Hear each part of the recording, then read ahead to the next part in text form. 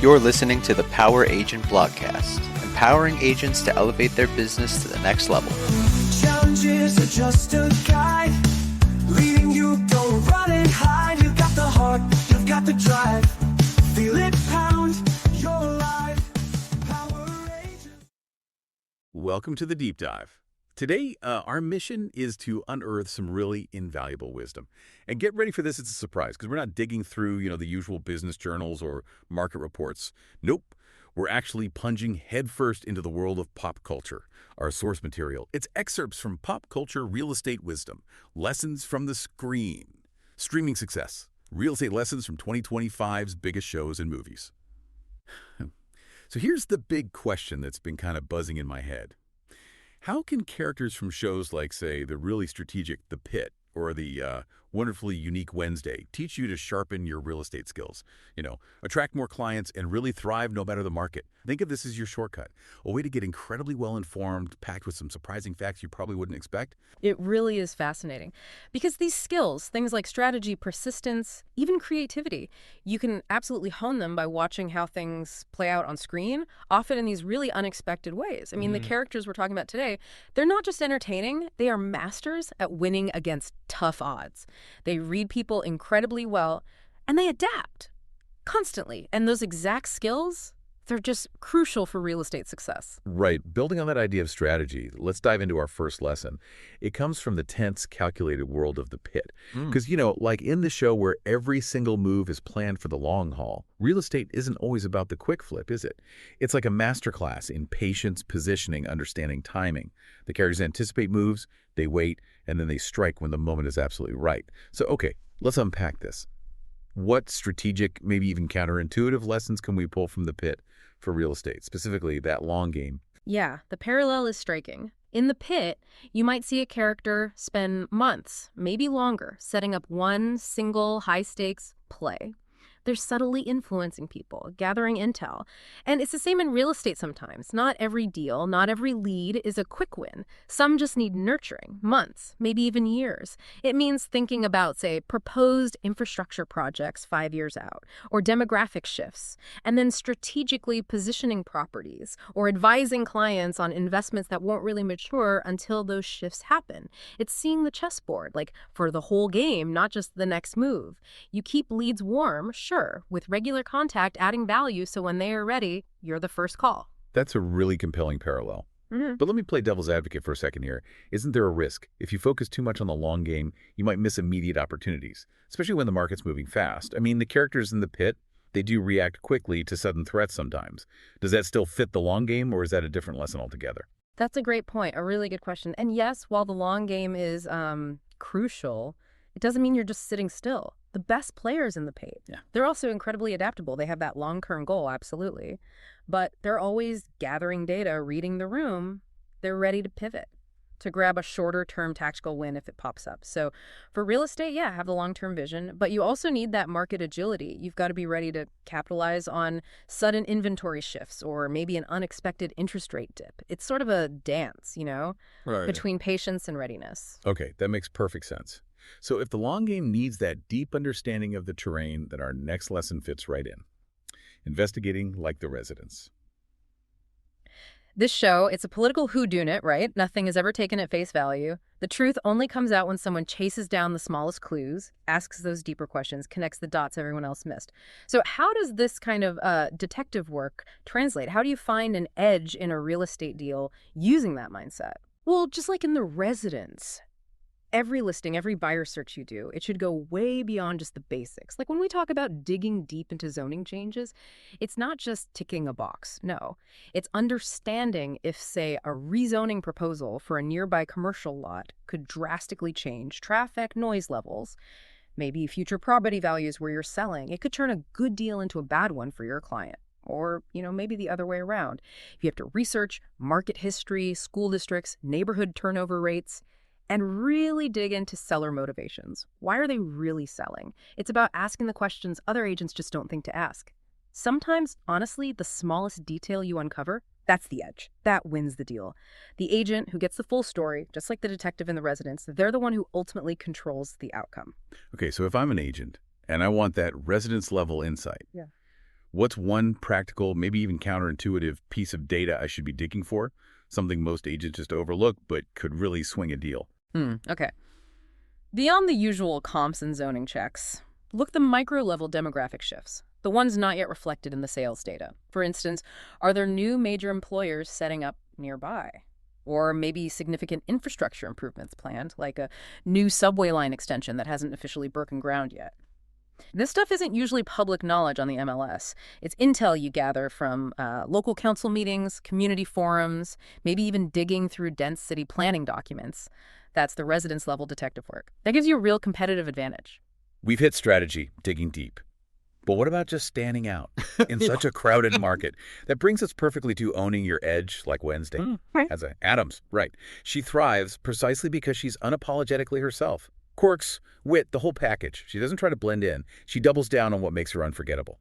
So what does this mean? For someone trying to stand out in a competitive real estate market, This really poses a big question for agents, doesn't it? Are you sort of watering down your personality, trying to fit some mold of what an agent should be?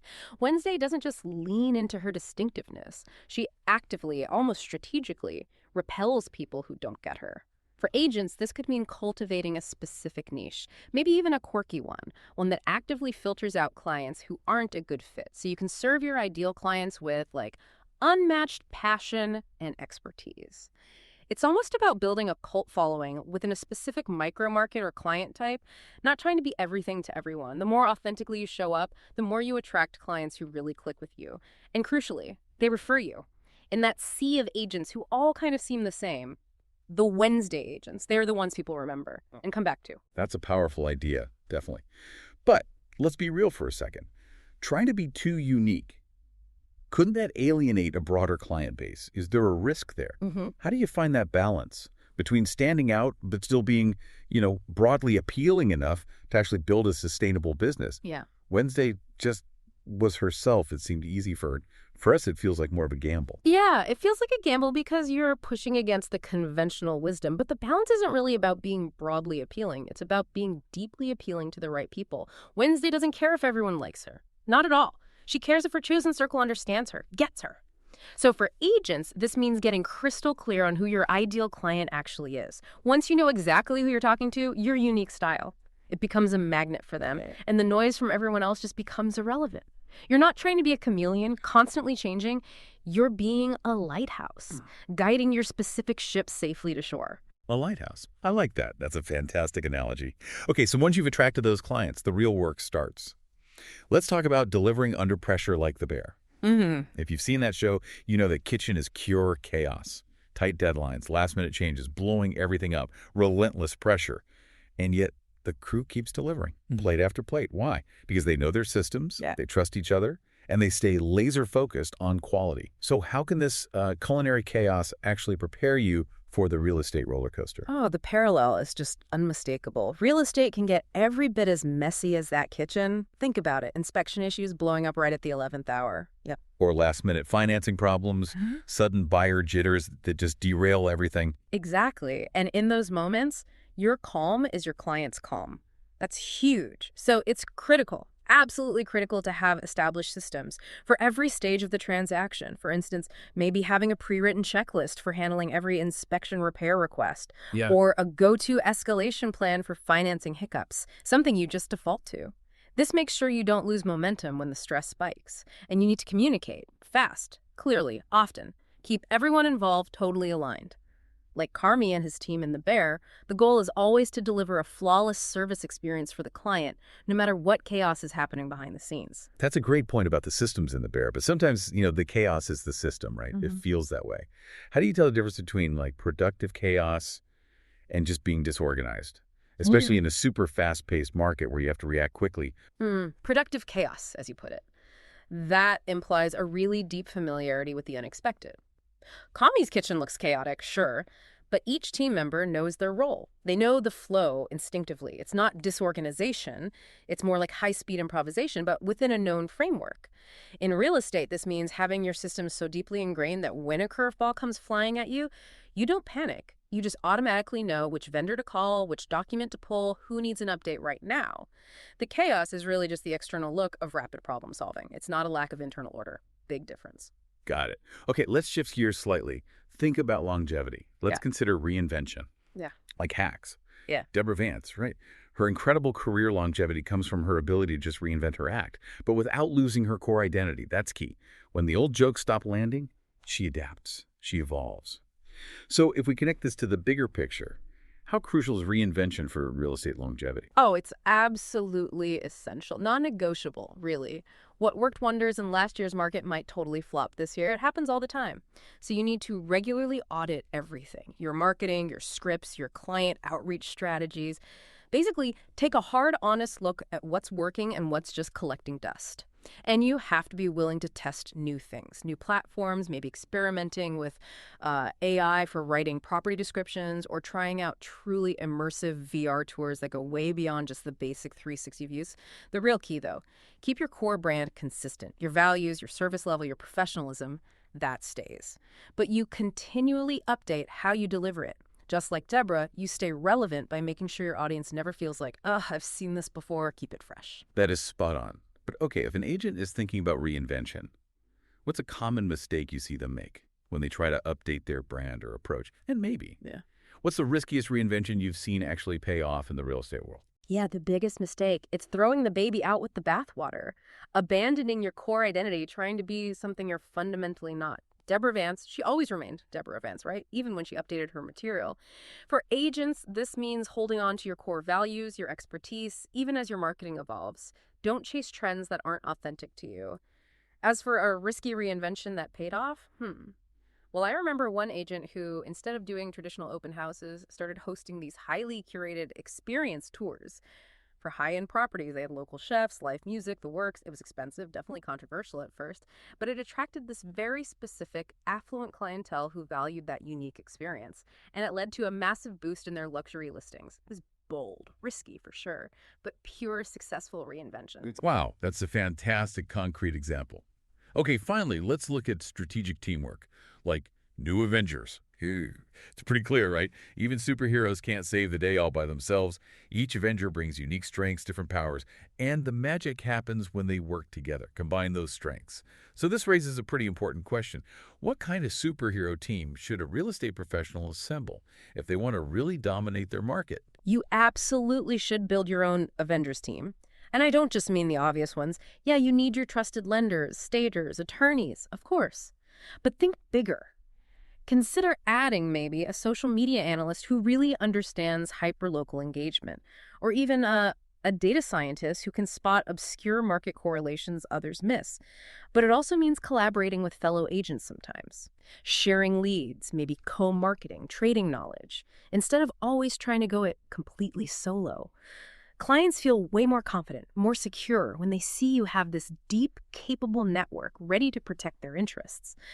Just like the new Avengers, you'll win more battles, navigate those complex challenges much more effectively with a coordinated crew than you ever could alone. That's really great advice, especially maybe for a solo agent just starting out. How do you actually build this Avengers team if you don't necessarily have the budget to hire a full staff? Yeah. And maybe what's the most overlooked yet highly valuable team member you'd recommend an agent find for their network? Right, you don't need to hire them directly. Think of them as strategic allies, partners. Building this team, it comes from networking consistently, offering value in return, not just asking for favors, and consciously seeking out the absolute best people in their respective fields. Build those relationships over time. The most overlooked team member. I have to say, a highly skilled, really responsive transaction coordinator. They handle all that meticulous paperwork, the deadlines, freeing you up to focus on client relationships, lead generation, the big picture stuff. They're like the unsung hero, you know? Yeah. The agent's Jarvis, maybe, keeping the whole operation running smoothly behind the scenes, making sure absolutely no detail gets missed. Invaluable. Okay, last lesson. This one's fun. Reading the terrain like Jurassic World. About it. In that park, survival depends entirely on knowing your environment, right? And anticipating threats long before they're close enough to bite. What's fascinating here is how directly this applies to understanding your market, isn't it? You got to know your market's raptors. Precisely. It's absolutely paramount to track neighborhood trends, inventory shifts, interest rate changes, buyer sentiment, all in real time. But it's not just knowing these things exist, is understanding how they should inform your strategy right now. For example, tracking inventory shifts. It's not just about counting how many houses are on the market. No, It's about understanding if specific price points are suddenly seeing an influx of distressed properties, or maybe luxury inventory is stagnating. That information informs completely different pricing strategies for your sellers, or different negotiation tactics for your buyers. Anticipating these market shifts lets you make proactive adjustments to your pricing, your marketing, the advice you give clients. You can actually protect your clients from potential pitfalls before they happen. Things like, bad investments, really risky offers, or just major timing missteps. By understanding the market's hidden raptors. Okay, can you give us a concrete example of a raptor that a lot of agents might completely miss, even if they're pretty diligent? Absolutely. One raptor that's often missed is the subtle shift in municipal development plans. Not a full rezoning yet, maybe, but perhaps there's a proposed variance request or a major infrastructure planning meeting scheduled for a specific commercial corridor.